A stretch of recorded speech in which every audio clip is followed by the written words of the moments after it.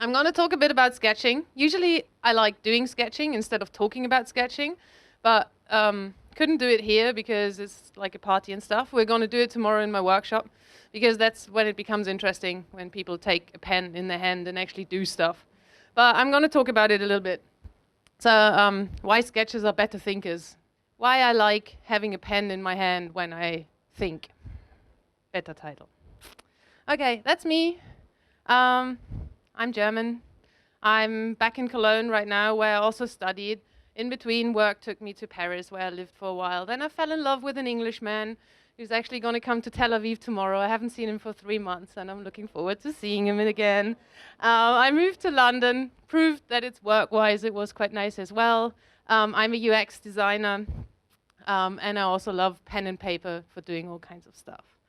I sketch in my role as a UX designer or information architect or product designer. I don't care about titles that much. I sketch interfaces and things and do workshops with people where we do 6-ups and 1-ups and other ups and downs and things in the process. With other people, they do stuff. We put it on the wall, we talk about it, we have fights and hugs and agree on stuff. I also do sketch notes. I have a really bad memory, therefore I take notes when I'm at a conference. I sketch noted today. I tried to tweet it, but there was no Wi-Fi, so I'm going to tweet it tomorrow when I have Wi-Fi. So this is a sketch note I prepared earlier at a different conference, but it looks like that. So it's a mixture of words and images to kind of help my brain remember the stuff that people said, because otherwise it just vanishes into my into these areas back here and never to be found again. I make lots of these. I went to lots of conferences. I make this stuff into books because I put it all on Flickr and people look at these sketch notes online. But my attention span online is like a few seconds and then I click somewhere else. So I thought it would be nice to put them back into the original format. You know, like living in England, you start to appreciate a cup of tea on the sofa, a bit of milk in it, and then a good book. So I made books. That's the latest one. I just finished it now. It's from 2014. I took a year off. I went traveling for 14 months, and I didn't get to finish it beforehand, so I finished it now. So I just published an old book. I love it. So why sketching? Sketching is awesome. I love pen and paper. It is absolutely great. You don't need any technology, no excuses. You can do it anywhere, even if you have a shit pen and a shit piece of paper. So that's a good reason to do it. But also, we are absolute, very professional consumers of visual information, because more and more information is presented to us visually, like at the airport, when you get into the airplane, on social media, everywhere. We are like constant consumers of visuals. When you are a student and you buy furniture on the computer, like visuals everywhere. The desktop metaphor itself, it's a visual metaphor. But the problem is, when it comes to expressing ourselves, we're really good at consuming in general, which is a bit of a problem, because we shouldn't only consume, we should also freaking express ourselves. So when it comes to expressing ourselves visually, we're much worse. And actually, when it comes to drawing, the general consensus of society in general is either it's for children or it's art. There's not much in between in the perception. Well, some designers know that it's, or architects also, that it's kind of useful to design stuff, but not even everybody in that realm. But there is a lot of space in between children and art. And it's really useful. You can do so much useful stuff with sketching in this space in between. It's a little bit like, sketching is a little bit like writing. It helps you to express your ideas and your thoughts. And sketching today is a little bit like as if somebody would teach you to write and then say, okay, now you only write poems and high literature like Shakespeare style. If you don't get to that, don't write at all. Shopping lists? What? So therefore I think there should be the equivalent in sketching of writing shopping lists. It is a freaking tool to kind of express thoughts express ideas, sometimes really mundane stuff, but it is really helpful. So this is me at the beginning of a project. Oh no, it's not me at the beginning of a project. The hair is missing. So we learn writing, we learn speaking, we express ourselves, but we don't learn sketching. So you can laugh at me. Tapuach, do you understand what that means? The Hebrew people? Yeah. So we can speak. It's fantastic. It brings the message to some people, not to others. There are some people in the audience who don't speak Hebrew. Before I looked it up, I didn't know what it means. So then we start learning to write. Is that? I looked it up, I Googled it, I don't know. So fantastic, you get a lot of message across. These things are really useful. But I see sketching just as a third axis of kind of expressing what you think. And sometimes a picture can do so much for you. It's very direct. And it's not like shifting everything to pictures and only drawing and then making people guess what you mean. It's just using the appropriate tool and the appropriate language at the appropriate time. And sketching can be like a third thing that you throw in the mix that can be really powerful, especially if you're talking about, or if you're sketching about things, everything that has to do with relationships. Sketching is really powerful because you can show relationships in space. People can point on things, you can see gaps, you can see connections, you can see where something is missing. It is really powerful. There's some research as well since the beginning of the 70s. There's been lots of research from people looking at how do we perceive images, how do we perceive words, how do we learn, how much can we remember, how do we process images and words, and what's the difference, and what's better, and how does it work.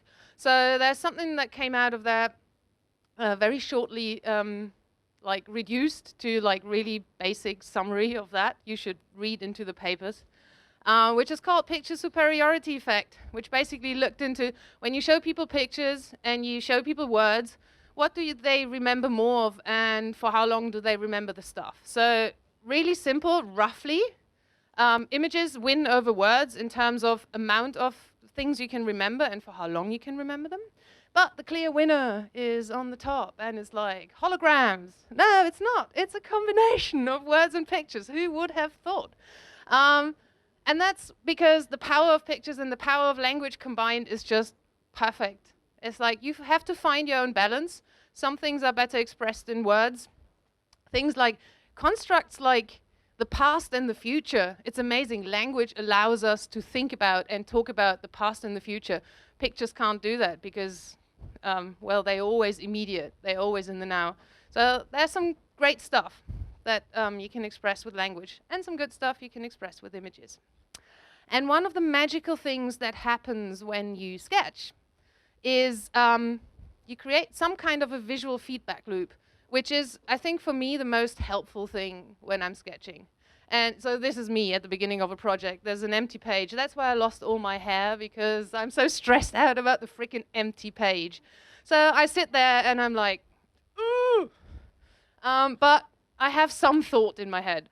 Usually there's something, you have some first idea about how things should be. Everybody has it. You did the research or you didn't do the research. Sometimes that happens.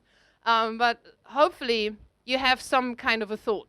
What has to happen then is it has to go out of your head through your brain and your arm and the pen onto the page. You have to put something down. It has to get out of this space in your head, because in your head everything is kind of perfect and it works. Like dreams, you know, dreams make total sense. When you start telling them to somebody, then it's like, what? It's like they fall apart. Same as with thoughts. So you have to get them out, visualize them. And then the magic happens. Dun, dun, dun, unicorns. No, you can see what you just thought. You can see your thought. This is amazing, because that means you can look at it, you can reflect, and you can evaluate it. You can see, oh, this is a bit too big. Or, oh, something is missing. Or, oh, this works brilliantly. Maybe I put this on top of that as well.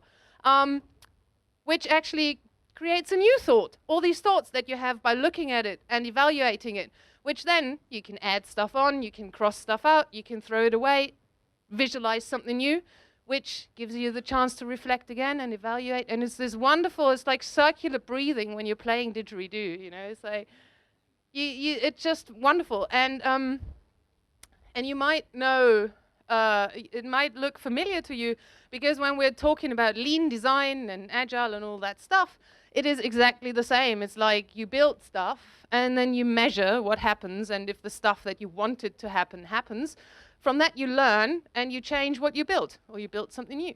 And the wonderful thing is you can have this wonderful cycle already just by yourself, sitting at your little desk in your office, like visualizing your ideas, and you can already go through these iterations by sketching. I love that. It's great. And one of my design heroes, a visual designer, graphic designer from Germany, he's dead now, but he, if you want to look up his work, probably his most famous work is the visual system for the Munich Olympic Games in 1972, the really colorful one with the sausage dog and the great icons, and it's beautiful. And he said, the making influences the thinking. And I wholeheartedly agree. You can think how much ever you like, but as soon as you start making, something shifts in your head, because the making actually influences what you do. And sketching is the first part of making. Lots of steps afterwards. And with that, I just want to say, go out and sketch, take a pen, whatever pen you have is all right. People always ask me, what pens do you use? It's like, I don't care.